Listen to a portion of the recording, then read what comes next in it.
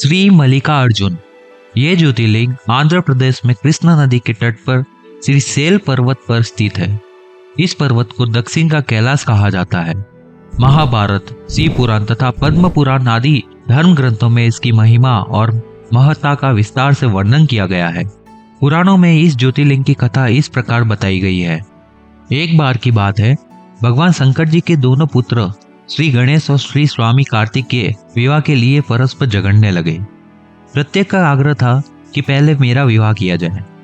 उन्हें लड़ते झगड़ते देखकर भगवान शंकर और मां भवानी ने कहा, तुम लोगों में से जो पहले पूरी पृथ्वी का चक्कर लगाकर यहाँ वापस लौट आएगा, उसी का विवाह पहले किया जाएगा।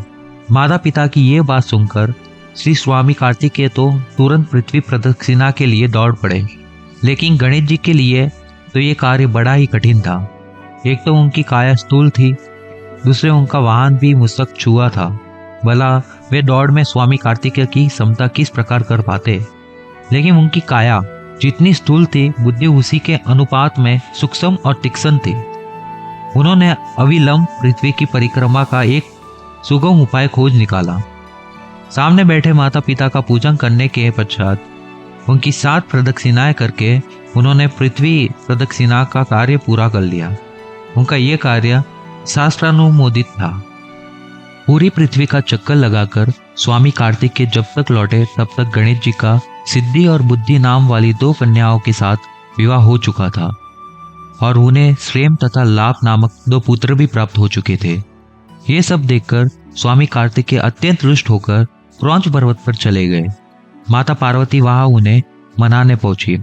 पीछे शंकर भगवान वहां पहुंचकर ज्योतिर्लिंग के रूप में प्रकट हुए और तब से मल्लिकार्जुन ज्योतिर्लिंग नाम से प्रख्यात हुए। इनकी अर्चना सर्वप्रथम मल्लिका पुष्प से की गई थी।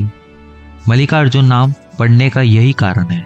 एक दूसरी कथा यह भी कही जाती है, इस सेल पर्वत के निकट किसी समय राजा चंद्रगुप्त की राजधानी थी। किसी विपत्ति विशेष के निवारणार्थ उनकी एक कन्या महल से निकलकर इस पर्वत के आश्रम में आकर यहाँ के गोपों के साथ रहने लगी। उस कन्या के पास एक बड़ी ही शुभ लक्षणा सुंदर श्याम गौ थी। उस गौ का दूध रात में कोई चोरी से दूध ले जाता था।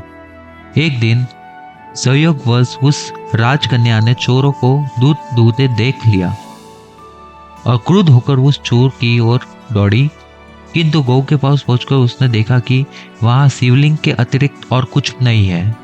राजकुमारी ने कुछ काल पश्चात उस शिवलिंग पर एक विशाल मंदिर का निर्माण कराया। यही शिवलिंग मल्लिकार्जुन के नाम से प्रसिद्ध है। शिवरात्रि के पर्व पर यहाँ बहुत बड़ा मेला लगता है। इस मल्लिकार्जुन शिवलिंग और तीर्थ क्षेत्र की पुराणों में अत्यधिक महिमा बताई गई है। यहाँ आकर शिवलिंग का दर्शन, पूजन, अर्चन करने वाले भक्तों की सभी सात्विक मनोकामनाएं पूर्ण हो जाती है। दैविक, भौतिक सभी प्रकार के बाधाओं से वे मुक्त हो जाते हैं। भगवान शिव की भक्ति मनुष्य को मोक्ष के मार्ग पर ले जाने वाली है। ऐसे ही और वीडियो के लिए हमारे त्रिमूर्ति मोक्ष चैनल को सब्सक्राइब करना ना भूलें। धन्यवाद।